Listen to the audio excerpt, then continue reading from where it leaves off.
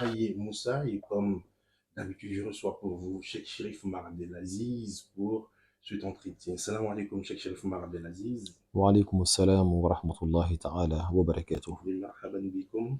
Marhaban.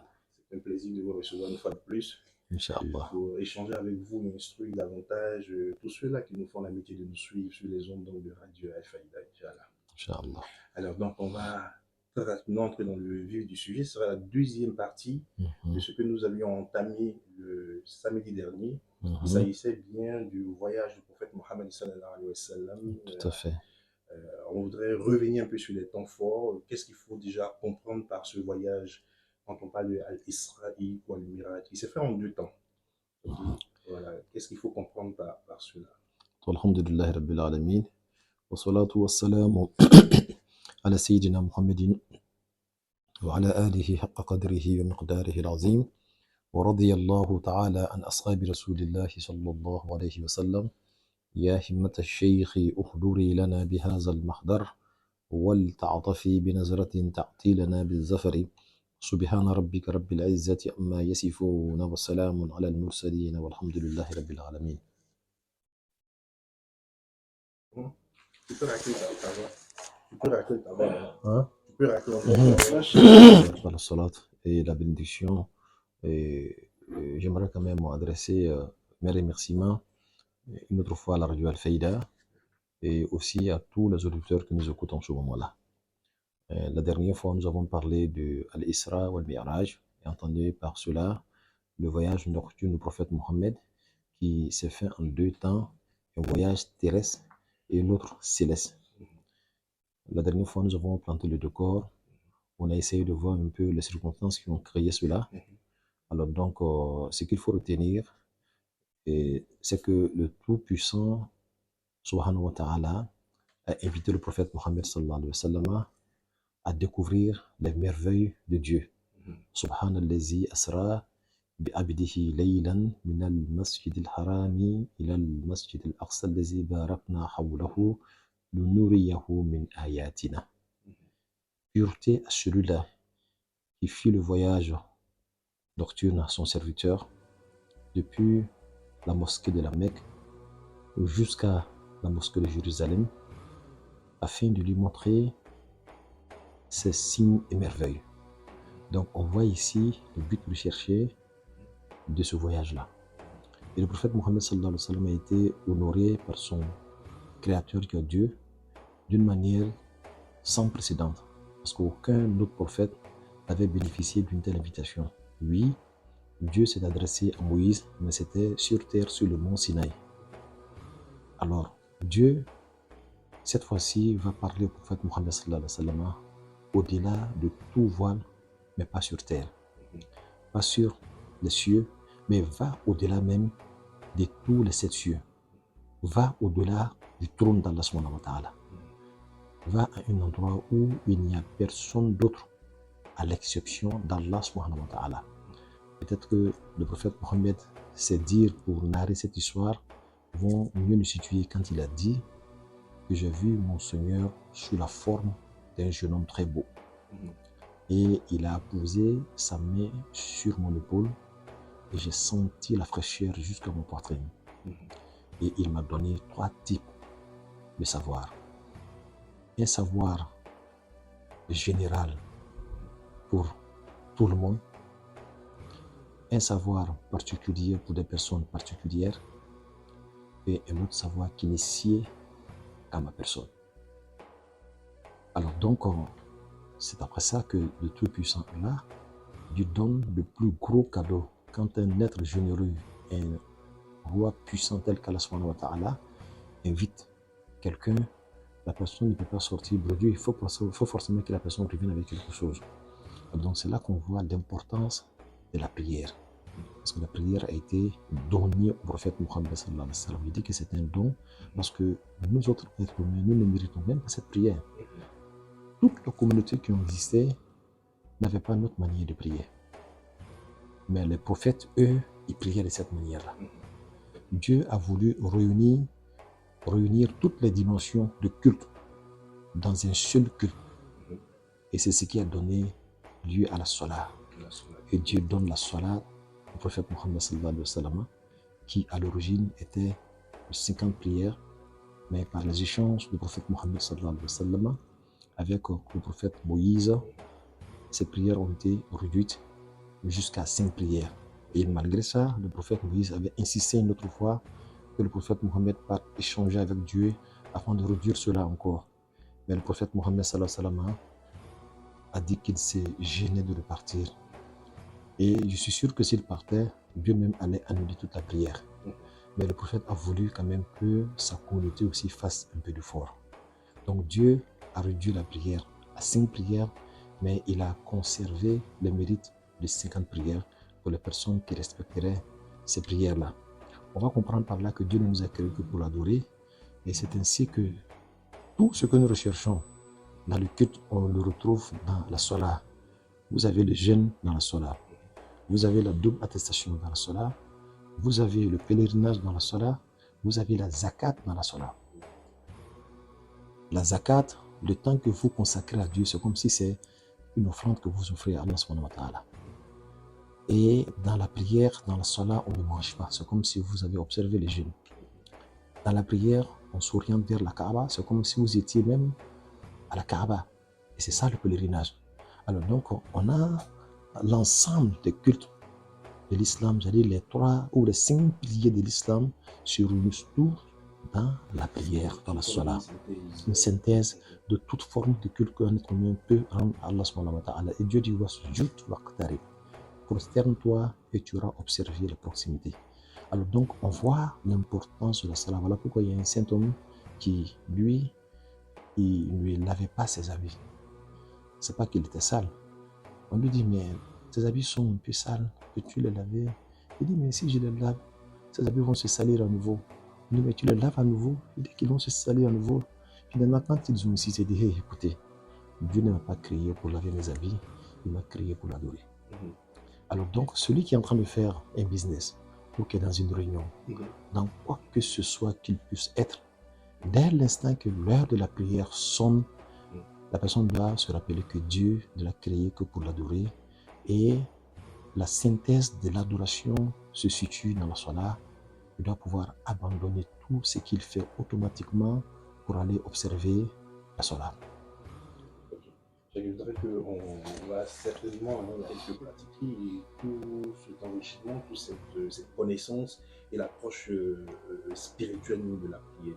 Alors, quand on revient donc disons, à l'objectif même de ce voyage du prophète Mohammed, je voudrais qu'on s'appuie un peu sur ce qui est dit dans ce verset en termes de afin de faire voir au prophète ses merveilles.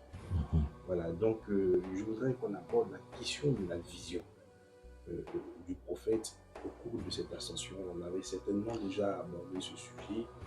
Le prophète a-t-il vu les prophètes? Le prophète a-t-il vu Dieu?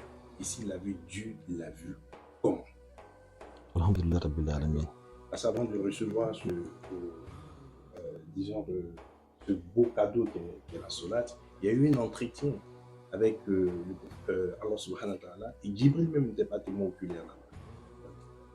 Est-ce qu'il a vu Dieu au sens de le percevoir? Et s'il y a une possibilité de faire un tafsir sur le mot l'inur Yahou, la vision avec ce verbe-là, c'est voir comment Dieu nous aime. Alhamdulillah Rabbil Alamin. Alors voilà une question bien pertinente. Le prophète Mohammed sallallahu alayhi wa sallam a-t-il vu les autres prophètes?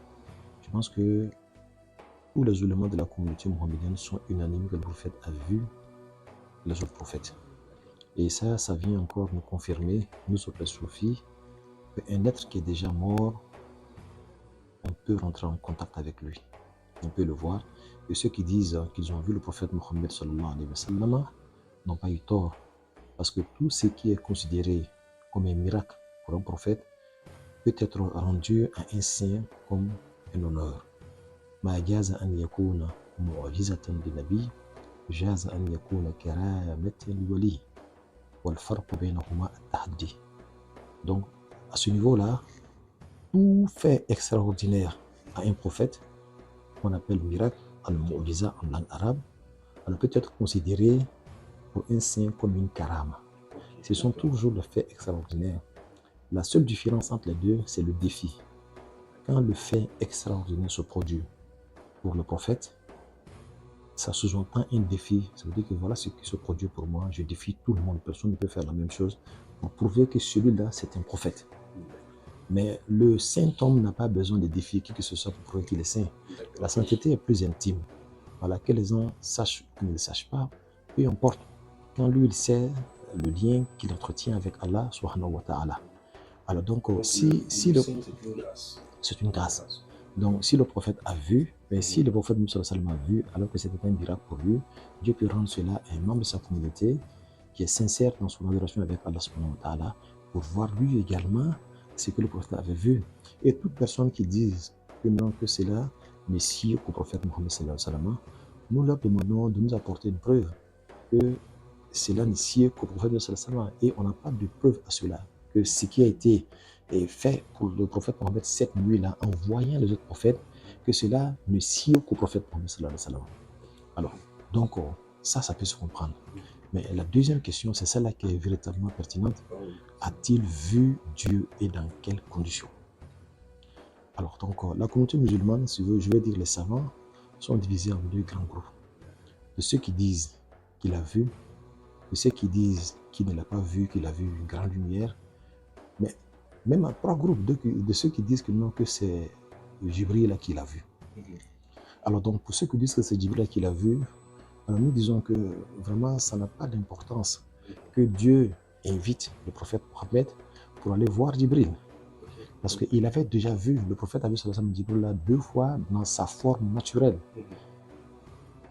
À l'aube de la révélation, il avait déjà vu Jibril. Jibril s'est présenté avec lui, il a déployé tous ses ailes. Il a dit, Ya Muhammad, oh Muhammad, Anta Rasulullah wa ana Jibril. Toi, tu es le messager d'Allah, moi je suis l'ange Jibril. Quand il a vu cela, il s'est évanoui. Alors donc, la deuxième fois, encore, pendant cette nuit-là, quand il montait au ciel, Jibril est revenu encore avec lui, et c'est lui qui l'a accompagné, et jusqu'à ce qu'il atteigne le niveau qu'il a atteint. Jibril là, il est monté au ciel, il était toujours en compagnie du prophète sallallahu alayhi wa sallam. Alors donc, dans le ciel, les autres anges avaient leur forme angélique, ainsi que Jibril lui-même.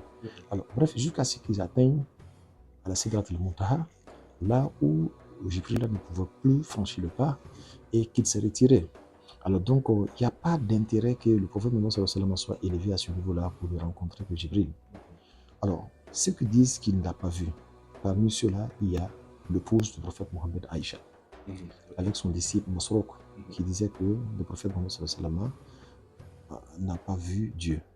Mais c'est vrai que c'est la grande dame, c'est l'épouse du prophète sallallahu alayhi wa sallam, mais elle-même, elle ne dit pas qu'elle tient ça du prophète Mohammed sallallahu alayhi wa sallam.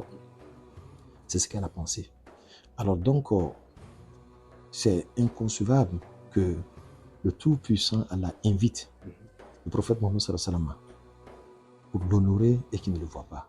Moi, le président de la République m'invite et puis finalement, il se cache derrière le rideau pour me parler. Ça n'a pas de sens.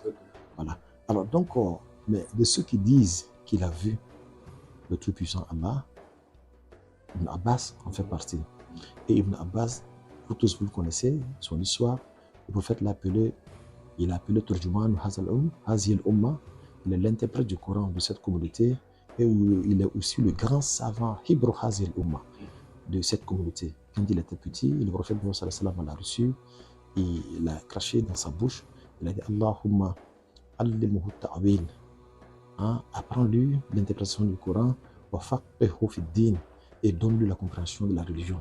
Alors donc, si nous comparons les deux, Aïcha et Ibn Abbas, tout le monde dira qu'Ibn Abbas, c'est lui qui est considéré comme le savant de la communauté, sans pour autant diminuer du rang de notre maman qui est Aïcha. Alors donc, lui, il dit qu'il a vu, que le prophète a dit qu'il a vu le prophète, le Tout-Puissant Allah. Alors donc, on revient encore sur d'autres passages. Le passage, c'est quoi? En réalité, on voit Sayyidina Moussa quand il allait à la rencontre d'Allah subhanahu wa ta'ala sur le mont Sinaï, il dit, quand il y a eu cette conversation entre lui et le Tout-Puissant Allah, quand il a senti la douceur de la communication avec Allah subhanahu wa ta'ala, il a eu envie de voir son Seigneur quand il a dit Rabbi arini anzuru ilayka.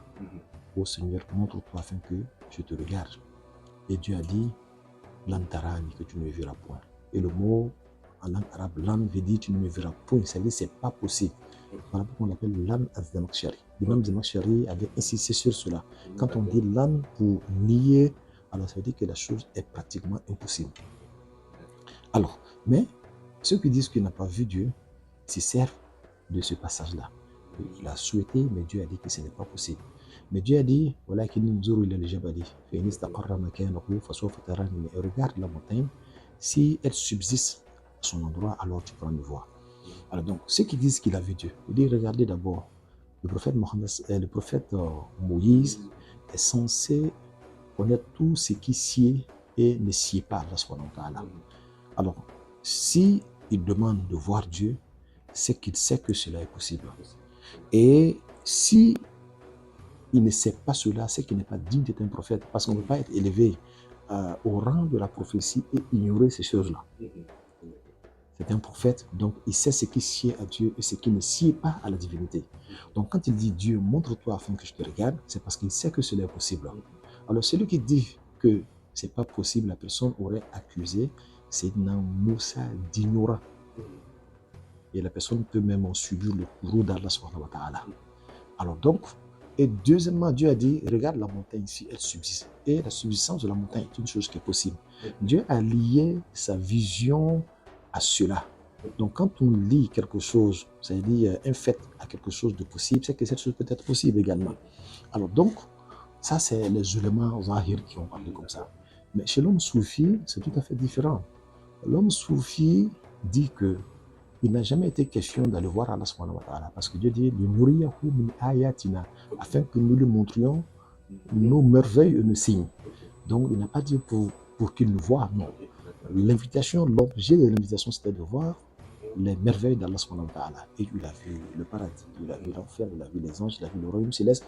Donc ça, c'est les merveilles d'Allah subhanahu wa ta'ala. Alors bref, pour eux, la vision d'Allah subhanahu wa ta'ala, ce n'est pas une vision qu'on fait avec l'œil de la tête. C'est une vision qui va au-delà de cela. Voilà pourquoi Cheikh Ibrahim Elias, radiyallahu ta'ala anhu, quand il a parlé de la vision d'Allah subhanahu wa ta'ala, il dit وَتِلْكَ الرُّؤْيَا التي تنازع الرجال فيها ليست بالبصر ولا بالبصيرة وإنما بعين الحق وتلك العين ترى من حيث لا راء ولا رؤيا. Il dit la divergence des éléments sur le sujet de la vision d'Allah subhanahu wa ta'ala. Il dit qu'en réalité, ça ne devait pas se tenir.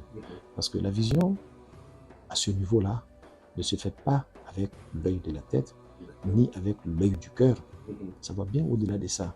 La vision, à ce niveau, se fait avec l'œil d'Allah, l'œil du réel. Et cet œil voit à partir de là où il n'y a point de vision. Alors, ça veut dire quoi? Ça veut dire que nous allons nous référer à un autre hadith du prophète Mohammed sallallahu alayhi wa sallam qui dit, qui est un hadith le policier d'ailleurs, qui dit Man adali waliyan faqad adantuhu bil harb. Celui qui se met contre un ami d'Allah subhanahu wa ta'ala, Dieu même dit que je lui permets de m'affronter en guerre et personne ne peut faire la guerre à Allah subhanahu wa ta'ala. Donc Dieu lui déclare la guerre. Il dit وما تقرب إلي عبدي شيء أحب إلي مما افترضته عليه. Il dit, mon observateur ne cesse de se rapprocher de moi par des actes surérogatoires jusqu'à ce que je l'aime. Et quand je l'aurai aimé, je deviens sa vue avec laquelle il regarde. Son œil avec lequel il entend, sa vue avec laquelle il regarde, ses mains avec lesquelles il tient. Alors donc, regardez, on voit là automatiquement que ce serviteur-là s'est anéanti en Allah subhanahu wa ta'ala. Et donc, il voit maintenant avec l'œil de Dieu. Il entend avec l'œil d'Allah subhanahu wa ta'ala. Il saisit avec le main d'Allah subhanahu wa ta'ala. Donc, en ce moment-là, Dieu voit Dieu. Ce n'est plus le serviteur qui est là. Et ce qui veut dire également que l'anéantissement et l'écrasement s'est produit. Le serviteur n'a plus de sensation de sa propre personne.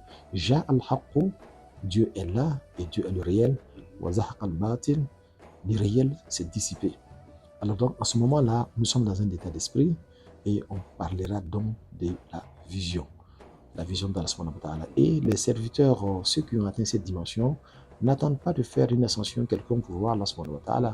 Et ils sont dans la vision à tout moment. Alors donc, il s'agit surtout de cette vision-là, qu'elle soit sur terre ou bien qu'elle soit dans les cieux. C'est une dimension spirituelle que Dieu nous donne, la bonne compréhension de cette dimension. Que Dieu nous aide, qui voyons. Je pense que ça, à ce niveau que le problème se pose, parce que le dualisme se pose quand on décide de voir Dieu. C'est-à-dire qu'on est là et on voudrait le percevoir comme on percevrait un objet. La vision de Dieu défie toute forme de dualité. Dès l'instant qu'on dit qu'on voit, automatiquement, c'est comme si on ne voyait plus. Puisque là, tout est écrasé par l'essence d'Allah subhanahu wa ta'ala. Peut-être l'une des raisons pour lesquelles Dieu commence, il dit pureté à celui-là. Parce que l'essence d'Allah subhanahu wa ta'ala est dans la pureté la plus élevée qui n'existe. Et là, il s'agit d'une essence qui est dépourvue de toute forme de manifestation, que ce soit les noms et les attributs. Voilà pourquoi il dit pureté à celui-là. Parce que les noms ont cessé d'exister, les attributs ont cessé d'exister, alors la chose est dans sa plus, je ne sais pas, on va dire sa plus simple expression. Parce que nous parlons d'Allah subhanahu wa ta'ala, c'est-à-dire la chose est dans son essence pure, il n'y a rien d'autre sauf l'essence pure. Et ce qui permet cela aussi, c'est l'anéantissement total qui est représenté ici par la servitude. Parce que Dieu dit Subhanallah asra bi abdihi, qui fit le voyage nocturne avec son serviteur. Et pour dire que celui qui n'atteint pas ce niveau de pureté, parce que quand on a atteint la dimension de la servitude, ça veut dire que toute forme de suivre s'est éloignée de nous et nous ne sommes que l'expression d'Allah subhanahu wa ta'ala. Alors donc, à ce moment-là, aucune autre forme de dualité ne peut exister. Déjà, Allah, comme je l'ai dit, la vérité est là. Le mensonge s'est dissipé. Le mensonge, c'est toi, c'est moi, c'est le ciel, c'est la terre, c'est le paradis, c'est les anges. Tout ça n'est plus.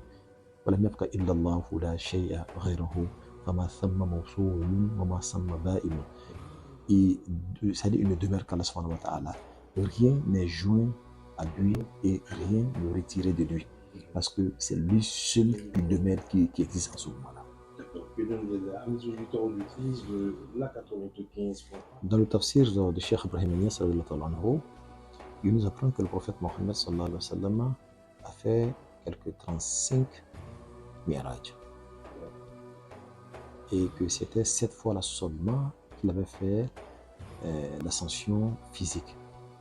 Donc toutes les 34 fois qu'il avait précédé, c'était des voyages spirituels, ou aussi par le songe. Alors, est-il possible de faire une ascension spirituelle? Mais bien entendu. Alors, le prophète Mohammed sallallahu alayhi wa sallam, qu'a-t-il reçu ce jour-là? On parle de la salat. Et le même cheikh nous dit, la salat, on peut la comprendre comme la sila. La sila veut dire, c'est-à-dire la jonction. Je vais joindre quelque chose, alors je me fonds dans cette chose. Et c'est ça même le sens profond de la salat. Se lever dans une dimension pour se fondre dans une autre dimension. Et quand vous voyez comment est-ce que la salat même a été ordonnée dans notre vie, on voit automatiquement une ascension qui ne dit pas son nom dans la salat. Dès l'instant que nous disons Allahu Akbar, automatiquement nous avons rejeté dunya derrière nous. Et c'est là que nous allons prendre notre envol. C'est comme si nous nous élevons maintenant. Nous allons nous élever avec quoi? C'est que nous faisons, mais c'était la prière des anges. Il y a des anges qui sont en prosternation, il y a des gens qui sont en génuflexion, il y a des gens qui sont en station debout. Et c'est ça qui se passe dans le royaume céleste. Nous allons cheminer avec cette dimension, j'allais dire angélique, jusqu'à ce que nous atteignions la hadra de Dieu. Comme le prophète Mohammed sallallahu alayhi wa sallam a atteint la hadra de Dieu. Et une fois devant Allah subhanahu wa ta'ala, cela est représenté par la sujoud, qui est la prosternation, parce que Dieu wasjud waqtarib. Prosterne-toi et tu es dans la proximité d'Allah subhanahu wa ta'ala. Donc spirituellement, Dieu est là, parce qu'en réalité, Dieu n'est pas au-dessus des cieux, Dieu est partout. Comme il a dit, wa huwa ma'akum aynama kuntum. Il est avec vous où que vous soyez. Et le mot huwa nous ramène à la huwiya. Huwiya qui veut dire l'essence d'Allah subhanahu wa ta'ala. Alors cette essence divine est avec tout ce qu'elle a créé. Alors donc, elle est avec vous où que vous soyez. Alors, donc, dès l'instant que le serviteur de Dieu arrive à ce niveau-là, alors en ce moment-là, il représente le prophète Mohammed sallallahu alayhi wa sallam. Et il reçoit ce que nous appelons les salutations que Dieu lui-même a adressées au prophète Mohammed sallallahu alayhi wa sallam. Et Dieu s'exprime sur sa langue, Assalamu alayka ayyuhan nabiyyu wa rahmatullahi ta'ala barakatuh. Mais avant cela, celui qui commence à dire At-tahiyyatu lillahi, Zakiyatu lillahi, At-tayyibatu, Salawatullahi. Il adresse d'abord des salutations à Allah subhanahu wa ta'ala. Comme cela se produit pour le prophète Mohammed sallallahu alayhi wa sallam. Et quand il finit de saluer Allah subhanahu wa ta'ala, alors en ce moment-là, Dieu lui répond Assalamu alayka ayyuhan nabiyyu wa rahmatullahi wa barakatuh. Alors, c'est assez évocateur que Dieu lui-même dise Assalamu alayka. Alors donc, Dieu nous lance. Mais ce qui est extraordinaire, c'est que tout ça se passe sur la langue du même serviteur. Tantôt, il représente le prophète Mohammed sallallahu alayhi wa sallam, et tantôt, il représente Allah subhanahu wa ta'ala. Et ça, c'est ça la dimension de la servitude pour Allah subhanahu wa ta'ala. Désormais, lui, il n'est plus. Alors donc, la réalité mohammedienne s'exprime sur sa langue, comme la réalité essentielle qu'Allah aussi s'exprime sur sa langue. Alors donc, en ce moment-là, la fana ou la baka, toutes les deux dimensions sont là. La fana ou la baka, ça nous amène dans un autre débat. La fanao qui veut dire l'anéantissement et la bakao c'est demeurer avec le Dieu en qui on s'était anéanti. Alors donc on a cette forme de dualité mais qui en réalité ne sont que des différents niveaux de réalisation d'Allah subhanahu wa ta'ala. Alors donc en ce moment-là on voit que tout ce qui se produit pour le prophète Mohammed sallallahu alayhi wa sallam, on a cette montée au ciel est en train de se produire pour soi-même. Voilà pourquoi quand on finit de faire cette conversation, on dit Assalamu alayka à sa droite et Assalamu alaykum à sa gauche. Là, on vient de sortir de la hadara. Et puisque nous étions dans la hadara, on ne parle pas de la parole des êtres humains, on ne mange pas, on ne boit pas, parce que dans cette dimension-là, tout est fini sauf Allah subhanahu wa ta'ala. La personne ne voit rien d'autre en dehors d'Allah. Elle ne voit pas de nourriture, elle ne voit pas de boisson, elle ne voit rien d'autre sauf Allah subhanahu wa ta'ala. Parce que là-bas, quand le prophète a dit, il a posé sa main sur mon épaule, j'ai senti sa fraîcheur jusqu'à ma poitrine et j'ai une impression que tous ceux qui sont dans les cieux et sur la terre, et tous sont morts. Et tous sont morts. Et l'extraordinaire, il dit qu'il m'a donné 3 types de connaissances. Et quand le prophète, quand il est arrivé, il a enseigné sa fille Fatima quelque chose qu'il a appris là-bas.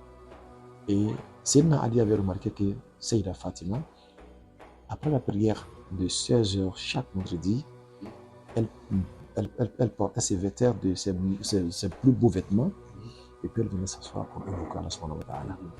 Quand il a vu, il allait lui poser des questions, il lui dit ah, ça, c'est mon père qui m'a enseigné ces invocations-là. Si tu veux en savoir plus, va le voir. Sayyidina Ali va voir le prophète sallallahu alayhi wa sallam. Il lui dit ah, tu es venu, tu veux savoir comment invoquer Allah subhanahu wa ta'ala. Il dit alors ferme tes yeux et répète après moi. Quand il a fermé ses yeux, il a répété La ilaha illallah, La ilaha illallah, La ilaha illallah 3 fois. Et je ferme les yeux, moi aussi je répète. Donc le prophète aussi a fermé les yeux, il a répété, mais il n'a pas dit cette fois-ci je répète, après tu dis je répète seulement. Donc il a dit La ilaha illallah, mais quand Ali a dit La ilaha illallah 3 fois, Ali a dit quelque chose de très fort. Surtout, je veux dire, le prophète Mohammed a dit quelque chose, il dit Kana Allahu la shay'a ma'ahu, et que Dieu était et rien n'était avec Dieu.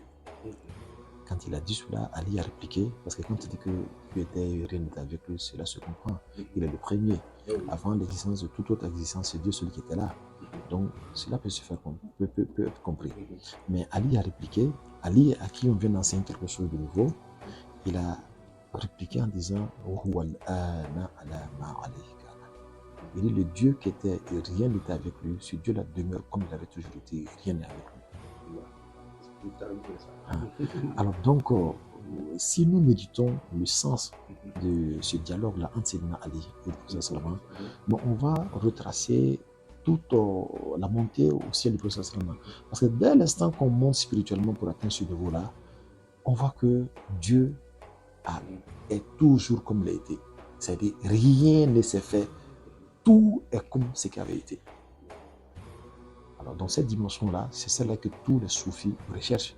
Et en réalité, c'est ça la quête même de toutes les religions. Dieu ne nous a créés que pour l'adorer. L'adorer veut dire le connaître. Et le connaître ne peut aucunement se faire dans la dualité.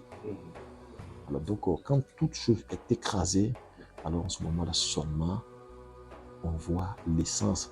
Pour dire que l'essence, parce que quand on dit on voit, c'est comme s'il y avait une forme de dualité. Voilà pourquoi la plupart des grands saints, à ce niveau-là, ils ne s'expriment plus. Et Baïnes disait, nous sommes tout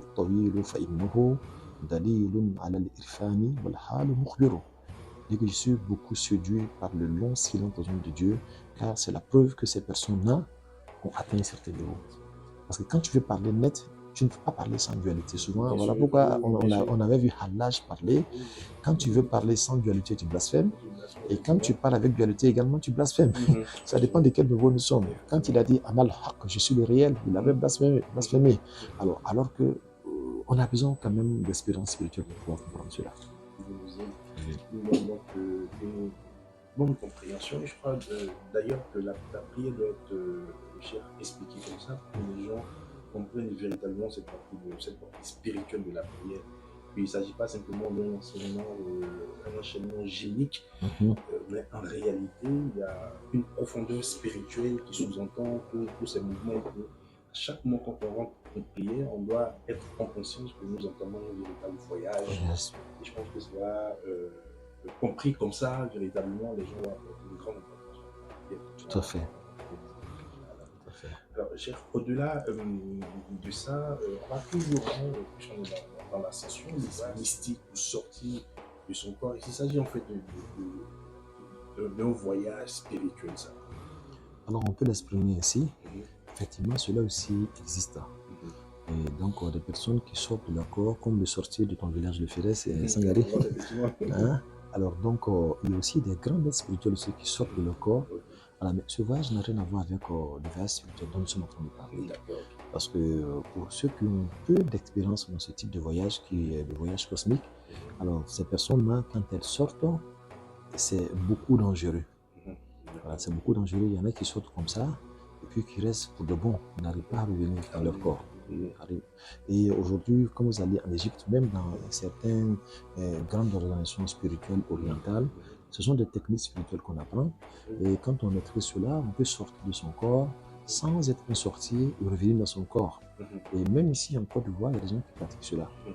Voilà, je ne suis pas en train de dire que moi j'en fais partie. Il y a des gens qui pratiquent cela, qui sortent de leur corps, qui peuvent faire des voyages jusqu'à aller dans d'autres pays. Généralement, cette sortie, l'objectif, c'est pas Dieu, généralement, quand on sort de non, c'est juste une quête de puissance en réalité. C'est juste une quête de puissance. Et voilà pourquoi toute personne qui recherche quelque chose de en dehors d'Allah, la personne ne fait que souffrir. Parce que j'ai causé avec quelqu'un qui, lui, il a l'habitude de faire ce type de voyage. Alors, elle me dit que quand on sort, je dis bien, c'est pas moi, il dit quand on sort de son corps, la personne rentre dans sa chambre et dès l'instant qu'elle se couche, elle sort de son corps. Et quand elle commence à voyager, à visiter les endroits, elle se rend compte que les gens ne la voient pas. Mais celui qu'elle va sentir qu'il est en train de la regarder, c'est que cette personne également est sortie de son corps. Alors en ce moment-là, la personne se voit. Et en ce moment-là aussi, il n'y a pas seulement que les êtres humains qui voient, il y a d'autres créatures de la entités que nous ne connaissons pas. Ceux-là, s'ils vous voient, ils peuvent capter votre esprit. Si jamais ils vous prennent, ils peuvent vous emprisonner, vous ne pourrez plus retourner dans votre corps. Donc voilà pourquoi souvent on dit qu'il est rentré dans la chambre, il s'est couché net, nous sommes venus trouver qu'il est mort. Voilà. Parce que quand quelqu'un rentre dans la maison et qu'on va toucher à son corps net, partout où son corps est, il revient automatiquement à son corps. Et là, ça veut dire qu'il n'est pas encore emprisonné quelque part. Mais s'il est emprisonné quelque part, oh là là, c'est fini pour de bon. Donc, bien qu'il n'est pas mort de cette mort, mais là-bas, il va trouver la mort. C'est comme ça qu'on va, on va l'enterrer, on dira qu'il est mort, puisque le corps va rester inerte. Voilà. C'est très dangereux en fait, ces types de voyages astro là. Voilà. Ils appellent ça le voyage astral. Effectivement. Alors lui, il est complètement différent de ce voyage là de sortir d'une dimension spirituelle pour aller à une autre dimension spirituelle. C'est-à-dire, est-ce qu'on se trompe en disant que dans la quête de sa spiritualité, dans la quête de la purification de son âme, quand on quitte de la dimension de nafs et pour aller à la dimension de akl ou de qalb, est-ce que c'est une forme d'ascension Effectivement, et c'est tout ce qui se pratique même dans la prière quotidienne. C'est-à-dire, on va sortir de son nafs jusqu'à ce qu'on atteigne son sirr. Alors, je n'ai pas voulu rentrer dans tous ces détails-là, mais effectivement, et ça se passe comme ça. Et même celui qui sort de l'état d'attribut pour descendre dans l'état de nom, pour finir dans l'essence d'Allah subhanahu wa ta'ala, cette personne également aura fait une ascension. Parce que la quête, c'est l'essence d'Allah subhanahu wa ta'ala. Et comme je l'ai dit, Dieu a des attributs, Dieu a des noms. Donc ce sont des étapes qu'il faut franchir. Finalement, le dernier recours, c'est l'essence d'Allah subhanahu wa ta'ala. Et le prophète Mohammed, pour nous, il est le parfait modèle. Le parfait modèle. Vous avez dans la personne du prophète Mohammed un modèle parfait. Un modèle parfait dans toutes les dimensions spirituelles et sur toutes les dimensions terrestres également. Alors donc, ceux-là qui sont spirituels, ils voient ce voyage-là dans le prophète Mohammed et ils savent que ici, là, il faut faire de Dieu seulement sa quête. Donc, ils ne sont pas en quête d'une quelconque puissance pour régner sur d'autres personnes, comme on le voit aujourd'hui dans certaines organisations spirituelles orientales, occidentales, qui n'ont pas fait de Dieu leur quête. Ils sont juste en quête de puissance pour gérer le monde, pour diriger le monde, pour diriger les êtres humains. Et ça, certains spirituels aussi peuvent l'apprendre, parce que ce n'est pas interdit d'apprendre cela. Et apprendre quelque chose est mieux que de l'ignorer. Et j'avoue que certains maîtres spirituels même qui ont Dieu comme quête aussi apprennent cela. Voilà, ils apprennent cela pour aider des personnes qui sont dans cet état-là, qui sont emprisonnées de l'autre côté là-bas. Ils peuvent aller délivrer certaines personnes. Beaucoup de saints savent et ils connaissent ce type de voyage-là, ils peuvent le faire. Vous entendez qu'à un saint, quelqu'un a failli se noyer dans un pays quelque part. On a vu le saint est venu, il a pris. Et là, souvent on peut passer par là, mais comme si rien que par la sainteté, Dieu nous donne des moyens d'être à la fois partout et sans être partout. Ça se comprend très bien parce qu'il y a eu beaucoup de témoignages qui fusent, hein, surtout dans la grande congrégation des sorciers. On entend des témoignages où des personnes qui disent effectivement j'avais été capturé, enchaîné, après délivré, soit ainsi de suite. Donc c'est un monde qui existe. Est-ce que, chef, on peut confirmer que de manière inconsciente, toute notre vie c'est un voyage? En réalité, la vie est un voyage. En réalité, la vie est un voyage à la fois spirituel et physique. Et physiquement, le paroxysme de ce voyage-là termine par la mort physique. Alors, le voyage spirituel, qui est un voyage qui n'a pas de limite, commence à partir, souvent commence même avant même notre naissance et continue après notre mort. Et ceux-là qui ont fait de Dieu leur quête, alors ceux-là savent qu'ils sont dans un voyage interminable. Parce que voyager vers l'éternel sous-entend qu'on va passer toute notre existence dans ce voyage. Même une fois dans le paradis, le voyage vers la découverte de l'essence d'Allah continue parce que Dieu est l'infini. S'il est infini sur terre, même dans le paradis, il demeure toujours infini. D'accord. Amis auditeurs et auditrices de la 95.3, vous nous suivez donc dans notre émission La Tribune de la Faïda. Je reçois pour vous Cheikh Chérif Omar Abdelaziz et nous parlons donc de l'ascension du prophète Mohammed sallallahu alayhi wa sallam. Ascension qui est bien évidemment un voyage. Donc on parle de tout type de voyage, mais essentiellement de voyage spirituel. On se retrouve tout à l'heure après. Spirituel de ce voyage-là, on était dans les cieux, on était en nous-mêmes, Inch'Allah. On revient. Juste quelques questions pour terminer cette émission, puisque nous reste à peine 8 minutes. Après tout cela, quand le prophète Mohammed sallallahu alayhi wa sallam est revenu de son ascension, comment la communauté musulmane à cette époque a perçu, ou bien quels étaient en fait les enseignements qu'ils ont reçus, quelle était leur réaction vis-à-vis de ce témoignage du prophète Mohammed sallallahu alayhi wa sallam. Puis pour terminer, quel a été vraiment l'enseignement essentiel qu'il faut retenir de Al-Isra ou Al-Miraj? Je tiens à préciser qu'aujourd'hui, c'est le 27e jour du mois de Rajab, et en tant que musulman, comment on peut profiter de de cela, Inch'Allah. Alhamdulillah Rabbil Alamin. Effectivement, quand on quitte la terre pour aller dans les cieux, il faut bien qu'on descende sur la terre. Donc le prophète Mohammed sallallahu alayhi wa sallam a fait son atterrissage, mais cette fois-ci à la Mecque. Le matin, quand il s'est vu à la Mecque, il a vu les habitants, je veux dire, des quoi, il a commencé à les informer que lui, il a effectué le voyage. Et il a parlé seulement que du voyage terrestre. Et Abu Jahl était parmi ceux-là qui écoutaient. Et Abu Jahl, pour lui, c'était évident que le prophète Mohammed ne disait pas la vérité. Alors donc, comme il n'aimait pas déjà le prophèt Mohammed sallallahu alayhi wa sallam, et il a dit, pour qu'il ne l'aime pas, il dit que je sais bien que ce que le prophète Mohammed dit est la vérité. Mais si jamais nos deux familles se comparent, tout ce qu'ils ont fait, nous pouvons dire que nous avons fait la même chose. Ils ont donné à manger, nous avons donné à manger. Ils ont donné à boire, nous avons donné à boire. Mais quand ils diront que nous avons un prophète, nous ne pourrons pas dire que nous aussi nous avons un prophète.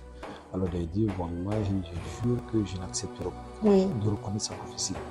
Donc c'était juste par pure jalousie. Et l'arabe était très fier.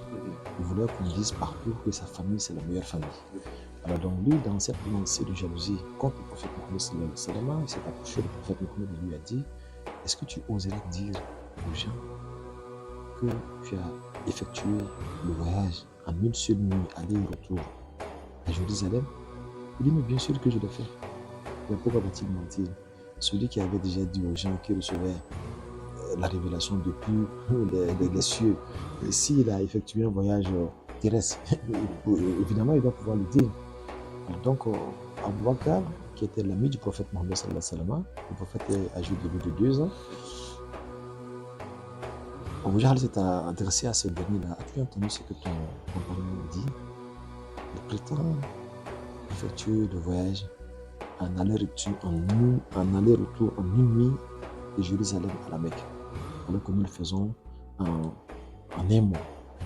Il y a Abu Bakr qui était l'ami du prophète Mohammed sallallahu alayhi wa sallam. Voilà, peut-être que ça va choisir ton ami. On choisit toujours quelqu'un qui a la dignité, quelqu'un qui croit en nous. Alors donc ce dernier dit que même s'il me disait qu'il était allé au-delà de cette cieux, je le croirais. Si je suis capable de croire qu'il reçoit la révélation depuis les cieux, mais pourquoi ne dois-je pas croire en ce qu'il est en train de dire, alors qu'il ne savait même pas encore que le prophète avait été invité au-delà des cieux. Alors donc, mais ce que Abu Jahl voulait, c'est pour lui également. Beaucoup de musulmans, beaucoup de croyants, ce jour-là, ont abandonné l'islam. Et ceux qui n'avaient pas encore la foi bien renfermée, quand ils ont appris cela, parce que c'était vraiment difficile. Et il faut savoir qu'il y a 3 types de personnes. Il y a des gens qui croient de manière naturelle, ce sont les meilleurs. Puisque la religion de Dieu est une religion naturelle. On appelle ça al-fitra. Il y en a qui croient qu'après avoir vu un fait extraordinaire. Il y en a qui croient après avoir exigé un fait extraordinaire, un miracle. Mais cette fois-ci-là, quand Dieu produit le miracle que vous ne croyez pas, le courroux de Dieu s'abat sur vous. Voilà. Alors donc, il y en a même qui croient qu'à partir du glaive, Bagné dit Hadallahu aqwaman bi nur al-khawariqi wa bis-sayfi yahdi al-badru man kana ajrama. Que Dieu a dirigé certaines personnes par la lumière des faits extraordinaires, mais il y en a que Dieu a guidé à partir de l'épée. Alors, donc, ça, c'est le phénomène des miracles, des faits extraordinaires. Il y a des cœurs qui sont tellement voilés qui ont besoin de ça avant de croire. Mais il y a des cœurs dont le voile est très très peu. Ceux-là, il suffit seulement d'expliquer un peu, automatiquement ils croient. Et le plus grand miracle, je dis bien le plus grand miracle, ce n'est même pas tout ça. Le plus grand miracle, c'est la guidance d'un être humain. Transformer le cœur de pierre d'une personne pour en faire un cœur en or. Tous ces miracles qui se sont opérés pour l'humanité, c'était dans un seul but, comment les ramener à Allah subhanahu wa ta'ala. Donc comment créer la guidance dans leur cœur. Donc l'être humain demeure toujours le sujet autour duquel tout tourne. C'était l'une des raisons pour lesquelles le prophète sallallahu alayhi wa sallam, dans cette propos, on a compris que l'être humain est le sujet de l'existence. Et Dieu est le sujet de l'être humain. Tout tourne autour de l'être humain pour servir l'être humain, parce que l'être humain, lui, à son tour, ne doit servir qu'Allah subhanahu wa ta'ala. Et l'être humain ici, le modèle parfait, c'est le prophète Mohammed sallallahu alayhi wa sallam. Nous autres, là, nous sommes les copies conformes. Voilà. Donc, nous sommes les nafou. C'est le prophète qui est la véritable, le véritable être. Alors, donc, le prophète ainsi, il est arrivé, et ce qui s'est produit devait se produire, et il est venu avec le plus grand cadeau qu'un prophète ait reçu de son Seigneur, qui est la prière. Et la prière, après, a commencé à être mise en pratique à partir de son émigration médine. Et donc, on va dire qu'il aura prié, et si on prend à partir de la révélation, c'est-à-dire l'ascension du prophète, il aura prié quelques 13 ans. Parce que sa vie à Médine, il a vécu quelques 12 ans ou 13 ans quelque part là-bas. Alors donc, mais regardez vous-même, vous priez depuis que vous êtes né, sinon j'allais dire depuis que vous avez eu 7 ans, et que vous avez aujourd'hui 60 ans, vous avez 70 ans. Vous avez même prié plus que le prophète Mohammed sallallahu alayhi wa sallam, n'est-ce pas? Voilà, donc il faut que nous soyons conscients que la prière n'a de la valeur que si nous voyons dans la prière une véritable ascension vers Allah subhanahu wa ta'ala. Et c'est en ce moment-là que toutefois qu'on atteint Dieu, on est purifié automatiquement. Toutefois qu'on atteint Dieu, on est purifié. Toutefois qu'on atteint Dieu, on est purifié. Donc, la prière nous purifie 5 fois par jour. Donc, la prière est très importante. Super, je suis Marc, donc la fin donc, de cette émission, en tout cas concernant donc Al-Isra. Les auditeurs, auditrices de la 95.3, je suis très heureux de recommander à cette émission. Le profond, c'était Souleymane Sangari. La mise en onde a été assurée par Bani sur la semaine prochaine. Sur ce, assalamu alaikum wa rahmatullahi wa barakatuh.